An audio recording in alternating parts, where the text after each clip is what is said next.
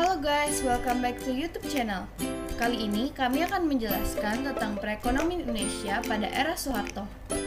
Nama saya Stefani Angelina dengan nomor induk mahasiswa 1921032 dan Prasanju Yeremia dengan nomor induk mahasiswa 1921113.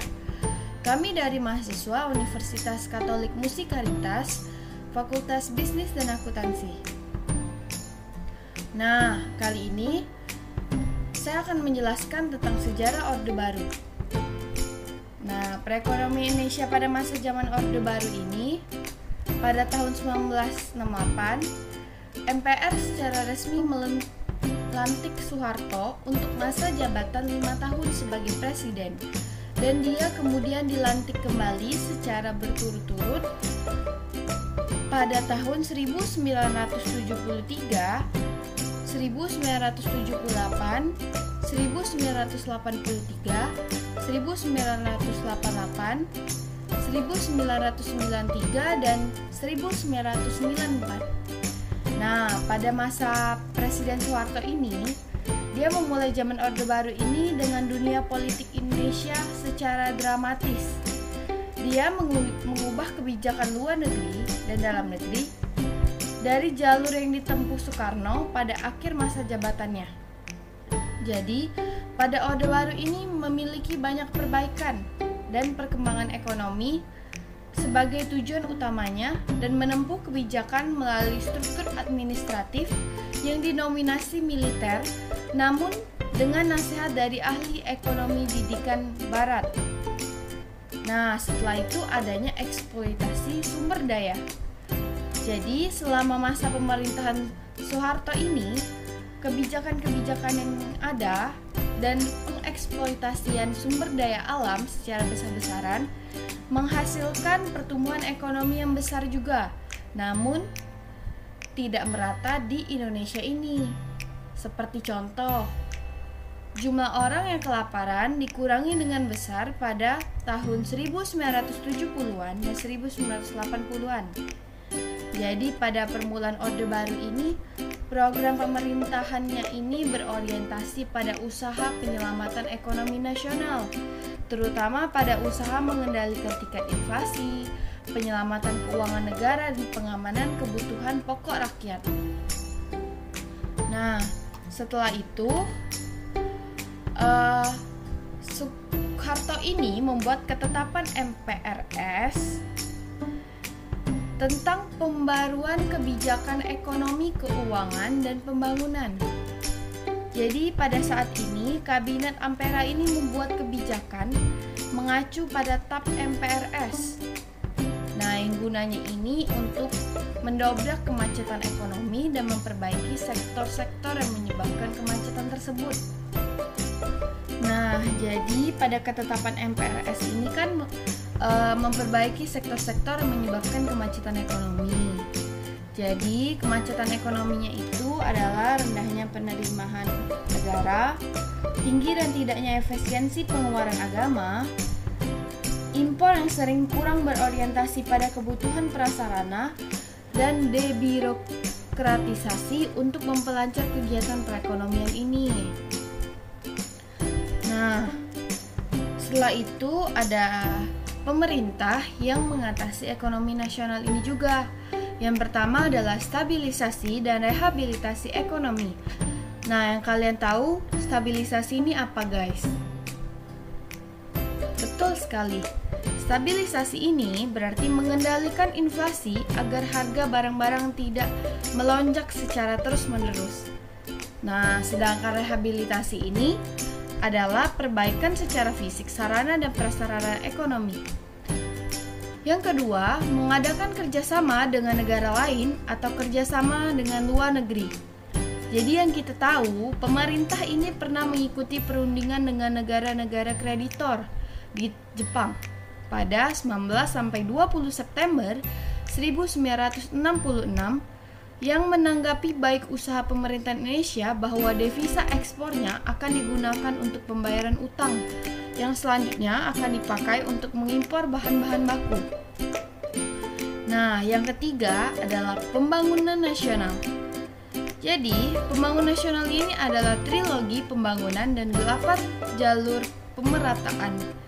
Jadi, inti dari pembangunan nasional ini adalah kesejahteraan bagi semua lapisan masyarakat dalam suasana politik dan ekonomi yang tidak stabil. Setelah itu ada dampak pemerintahan Orde Baru. Dampak negatifnya dulu nih yang kita mau bahas nih pada kebijakan Orde Baru. Yang pertama adalah kerusakan serta pencemaran lingkungan hidup dan sumber daya alam. Yang kedua, menimbulkan konglomerasi dan bisnis yang erat dengan KKN. KKN itu apa ya guys ya? Oke, benar sekali, sudah tertera ya di dalam video ya. KKN itu adalah korupsi, kolusi, dan nepotisme. Yang ketiga adalah pembangunan yang dilakukan hasilnya hanya dapat dinikmati oleh sebagian kecil kalangan saja. Berarti bisa kita artikan pembangunan tersebut ini tidak merata atau hanya terpusat pada satu jenis masyarakat saja. Setelah itu, dampak negatifnya ini ada terciptalah kelompok yang terpinggirkan, atau yang bisa kita sebut kelompok-kelompok yang terpinggirkan ini adalah rakyat-rakyat terpencil. Setelah itu adanya pembangunan tidak merata sehingga adanya kemiskinan di sejumlah kota seperti Riau dan Irian. Nah, di balik itu juga, di balik dampak negatif ini pastinya ada dampak positif nih dari kebijakan Orde Baru.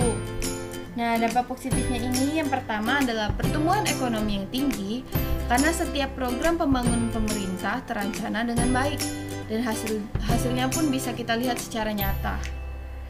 Yang kedua adalah penurunan angka kemiskinan yang diikuti dengan perbaikan kesejahteraan rakyat. Dan yang ketiga, Indonesia mengubah status dari negara pengimpor beras terbesar menjadi bangsa yang memenuhi kebutuhan beras terbesar atau bisa kita sebut dengan swasembada beras.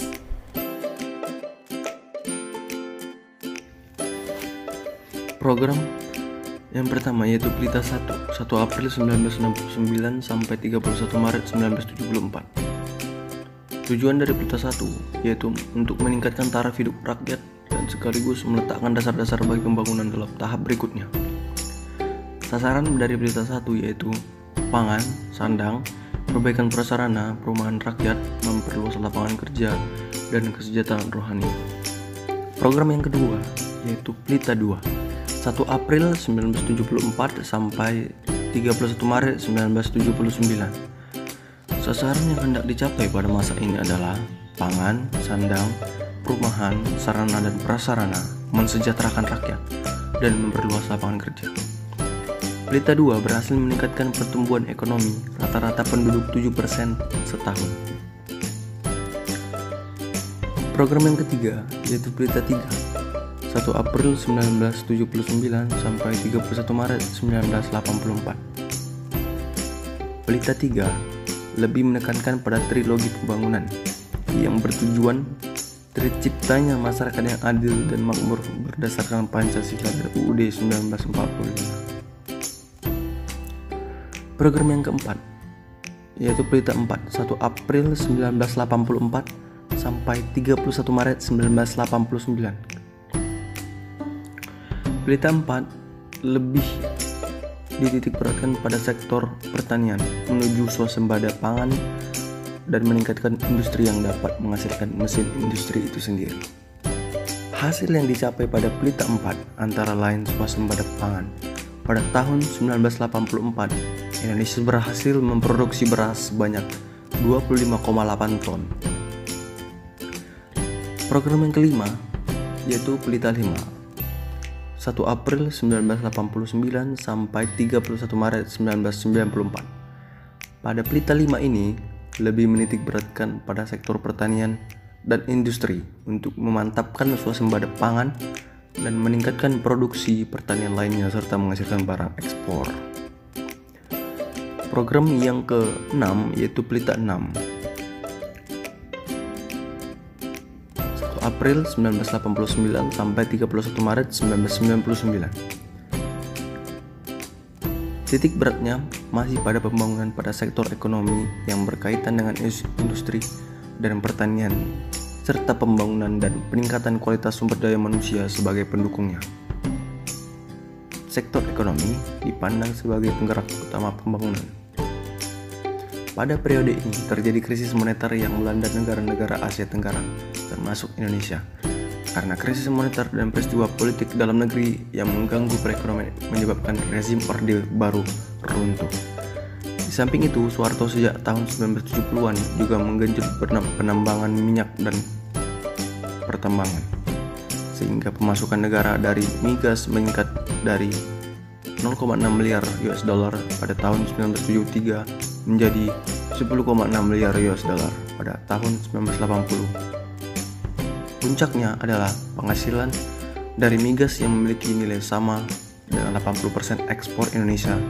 Dengan kebijakan itu, Indonesia di bawah Orde Baru bisa dihitung sebagai kasus sukses pembangunan ekonomi. Kondisi ekonomi di akhir masa Orde Baru. Pelita 6 yang diharapkan menjadi proses lepas landas Indonesia ke arah yang lebih baik, malah menjadi gagal landas dan kapal pun rusak. Selanjutnya, faktor kegagalan pada saat Orde Baru. Ketika krisis moneter melanda Indonesia, semua pihak tersentak melihat indikator ekonomi Indonesia. Hanya dalam beberapa bulan. Kesimpulan.